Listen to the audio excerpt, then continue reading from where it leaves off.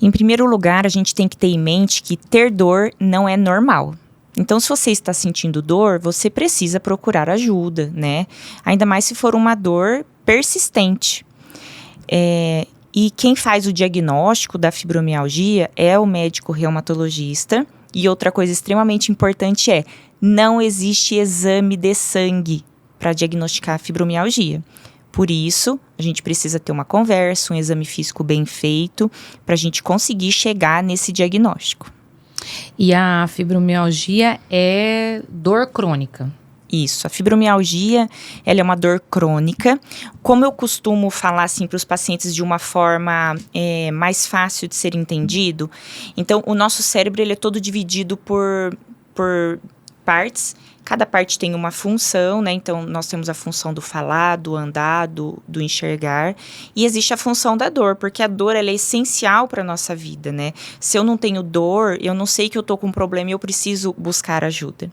Então, quem tem fibromialgia, esse setor da dor tá todo bagunçado, então ele não sabe qual momento eu preciso mandar dor. Ele manda o tempo todo. Então, por isso é uma dor generalizada no corpo, uma dor muscular, como se a gente estivesse com febre, sabe? Resfriado e fica com aquele corpo ruim o tempo todo.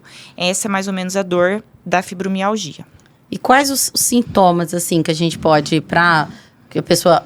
só tô com uma dorzinha, vou em qual médico? Assim, a pessoa vai pro reumatologista porque tá sentindo dor no corpo todo ou tem alguma parte do corpo?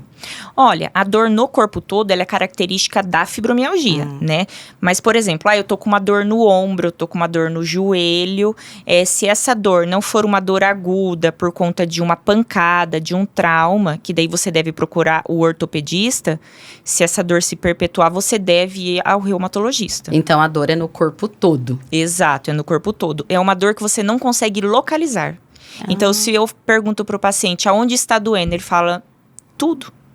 Não sabe me especificar aonde dói. E o tratamento, ele é com remédios, fisioterapia? Como que é um tratamento de quem tem uma fibromialgia? O tratamento da fibromialgia, a parte mais importante dele é o exercício físico. Assim como o diabético usa insulina, o fibromialgico precisa de exercício físico. Isso é a parte mais importante do tratamento. Obviamente, nós iniciamos com medicações, normalmente são antidepressivos que, dependendo da dose que a gente usa, a gente consegue amenizar esse setor da dor, fazer com que o cérebro envie menos dor para o corpo. O sono é extremamente importante, então qualidade de sono é muito importante. E o exercício físico, assim como o quadro emocional também. Então, estabilidade emocional é muito importante. A alimentação também tem algum fator ou não? Não, dentro da fibromialgia, a alimentação não entra muito, interfere. assim. Não. É muito interessante porque até o nosso último pod foi relacionado à atividade física, exercício físico. E a gente vê que o exercício físico é algo bem importante em várias situações, né? Na verdade, em tudo, né, que em todos os viu. momentos da vida, a gente percebe que o exercício físico, ele está sempre em primeiro lugar. E até para tratar a dor, no caso, a fibromialgia, então o exercício físico faz parte do tratamento. Para diminuir essa dor, porque tem cura ou não tem? Como que trata isso? A fibromialgia é uma dor crônica que não tem cura, tá? Quando nós estamos com dor, a tendência é com que a gente queira ficar quieto, né? Parado, para amenizar essa dor. Mas na fibromialgia é o contrário. Quanto mais parado, mais dor eu tenho. Então, é por isso que o exercício físico é tão importante, ele é essencial para o tratamento. Não existe tratamento de fibromialgia sem exercício. A fibromialgia é uma doença muito estigmatizada, né? Muito. As pessoas têm vergonha, porque toda hora estão com dor ou estão reclamando de dor, então elas se escondem demais. E é uma doença que dá mais em mulheres ou em homens, tem um padrão, assim, uma idade, uma certa idade? Normalmente a fibromialgia ela comete mais mulheres, porém existem homens com fibromialgia. A idade é adulto jovem, assim, que começa a abrir um quadro, mas hoje em dia já temos crianças com fibromialgia. Ela é muito estigmatizada ainda porque é uma doença invisível. Então você não consegue enxergar que a pessoa está com dor. Então as pessoas tendem a duvidar, falar que aquela pessoa é preguiçosa, que é manhosa, que é reclamona. E daí a pessoa acaba se sentindo mal, porque ela acaba pensando, meu Deus, será que isso é coisa da minha cabeça? Né? Por que eu tô sentindo muita dor? E daí acaba piorando tudo, né? Porque ela fica triste, ela fica mais ansiosa, ela se sente culpada pela dor e piora a dor. Muita gente consegue pensar que a dor é psicológica. Muita gente pensa que mas não é psicológica. Então, existe um mecanismo que faz com que... O nosso cérebro que comanda o nosso corpo. Então, existe um mecanismo que faz com que você tenha dor. Essa dor não é uma dor imaginária. Não é uma dor do além. Ela existe, ela é real. Por ser tanto tempo, né? Porque uma dor crônica é mais de 6 meses. Então, às vezes, a pessoa acha que está sentindo a dor. Não é? Então, ela nunca se viu sem aquilo. Exato. Ela acaba se acostumando com a dor. Então, assim, dor não se acostuma. Se tem dor, precisa procurar ajuda. A dor não é normal. Nós não precisamos viver com dor. A gente precisa ter uma qualidade de vida, a gente precisa conseguir fazer, ter a nossa rotina normalmente, sem impedimentos por conta de uma dor. Você comentou que o setor da dor tá bagunçado, então por isso que desenvolvemos essa doença. Então, ela está totalmente ligada à nossa parte emocional, um quadro de ansiedade, um quadro de depressão, e a pessoa isso pode ser gatilhos para desenvolver essa doença. Como que a pessoa entende que foi uma causa, talvez? Pode ser gatilho sim, o quadro emocional é o que mais tem gatilho.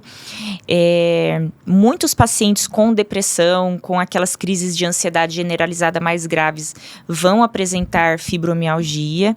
Não é uma obrigatoriedade, mas é uma grande parte dos pacientes com alterações de quadro emocional apresentam sim uma fibromialgia associada.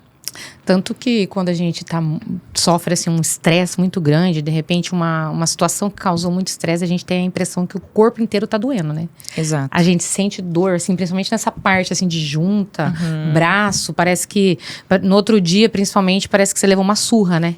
Parece que você tá cheio de hematoma.